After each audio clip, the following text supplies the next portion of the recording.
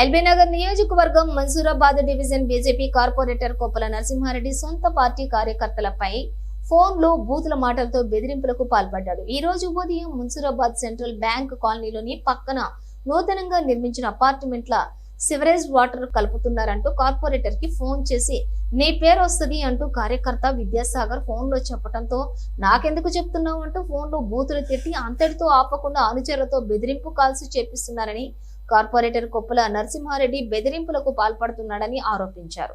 విద్యాసాగర్ తను LB Nagar police station లో ఫిర్యాదు చేయనున్నట్లుగా తనకి న్యాయం చేయాలని కోరారు బాధితుడు విద్యాసాగర్. చెప్పమ్మా.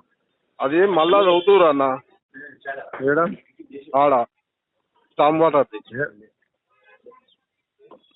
ఎప్పుడు చదువుతారు? ఇప్పుడు చదువుతురు 10 మంది పోలీసులు వచ్చారు, అన్ని నీకు తెలుసు. కానీ ఈసారి మాత్రం నీ పేరు బయటకు వస్తుంది. నువ్వు ఇక ఇప్పుడు ప్రెస్ వాళ్ళు అందరు వస్తుర్రు. పెట్టు, ఈసారి నీ పేరు బయటకు వస్తుంది చూడు. పెట్టురా, లంచ్ వరక పెట్టురా. నువ్వేం నా పేరు పెట్టురా?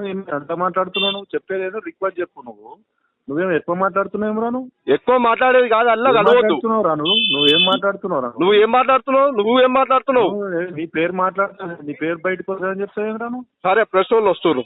నువ్వు బెదిరిస్తున్నావుగా. నేను మందుల విద్యాసాగర్, నేను సెంట్రల్ బ్యాంక్ కాలనీలో నివసిస్తున్న వాడిని.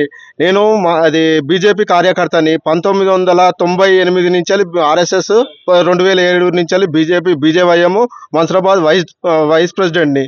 ఈడ స్టామ్ వాటర్ సెంట్రల్ బ్యాంక్ కాలనీలో స్టామ్ వాటరు డ్రైన్ కలుస్తుంది అనేసి మా స్థానిక కార్పొరేటర్ కొప్పుల నరసింహారెడ్డికి ఫోన్ చేస్తే ఆయన అన్న ఇది ఈడ నీ పేరు ప్రస్తావిస్తుర్రు అనేసి ఫోన్ చేస్తే ఆయన ఏమని అంటాడు, ఇది నువ్వు ఎందుకు పోయినవరా లంచవడక అని మాట్లాడుతుండు, సంపుతా అని బెదిరిస్తుండు. దీని గురించి నేను పోలీస్ స్టేషన్లో కంప్లైంట్ ఇవ్వనికి పోతున్నా. ఈ కంప్లైంట్ ఇచ్చి తగిన చర్యలు తీసుకోవాలని మా స్థానిక కార్పొరేటర్ కొప్పుల నరసింహారెడ్డిని చూడాలని చూస్తున్నా. వాళ్ళ అనుచరుల నుంచి బెదిరింపు కాళ్ళు వస్తున్నాయి. ఇక నేను పోలీస్ స్టేషన్ పోయి కంప్లైంట్ ఇచ్చి తగిన చర్యలు తీసుకోవాలని కోరుతున్నా.